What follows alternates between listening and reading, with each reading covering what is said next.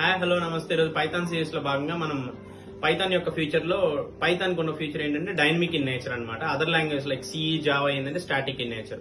So దానికి example చూద్దాం. చూడండి, స్టాటిక్ వర్సెస్ డైనమిక్ అనమాట. నేను ఏం చేస్తున్నా అంటే x = 10 అని అజ్యూమ్ చేస్తున్నా వేరియబుల్ కి. అప్పుడు అది ఏమనుకుంటుంది, 10 అనేది ఇంటీజర్ కాబట్టి డిఫాల్ట్ గా అంటే x ని వేరియబుల్ ని ఇంట్ అనుకుంటుంది అనమాట. సో నేను అది డిఫాల్ట్ గా మీకు రన్ చేసి చూపిస్తాను. సేమ్ నేను x = hello అని ఇచ్చి దాన్ని ప్రింట్ చేయడానికి ట్రై చేస్తా. ఇప్పుడు అది ఏం చేస్తుంది, మనం ఇన్పుట్ స్ట్రింగ్ ఇచ్చాం కాబట్టి x వేరియబుల్ అనేది స్ట్రింగ్ అని అజంప్షన్ తీసుకుంటుంది అనమాట. ఇలా డైనమిక్ గా వేరియబుల్స్ అది అజంప్షన్ చేసుకుని అలొకేట్ చేస్తుంది అనమాట. చూడండి, before when it is integer 10, నేను ఎప్పుడైతే దాన్ని స్ట్రింగ్ అలొకేట్ చేశానో after when it is converted assign to string అనమాట, హలో. సేమ్ నేను జావాలో రన్ చేయడానికి చూద్దాం. చూడండి, సో x = 10 అని పెట్టాను కదా. ఇప్పుడు నేను దాన్ని ప్రింట్ చేస్తున్నా.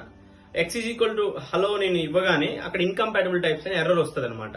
కాబట్టి మీకు దాన్ని రన్ చేసి చూపిస్తాను. చూడండి,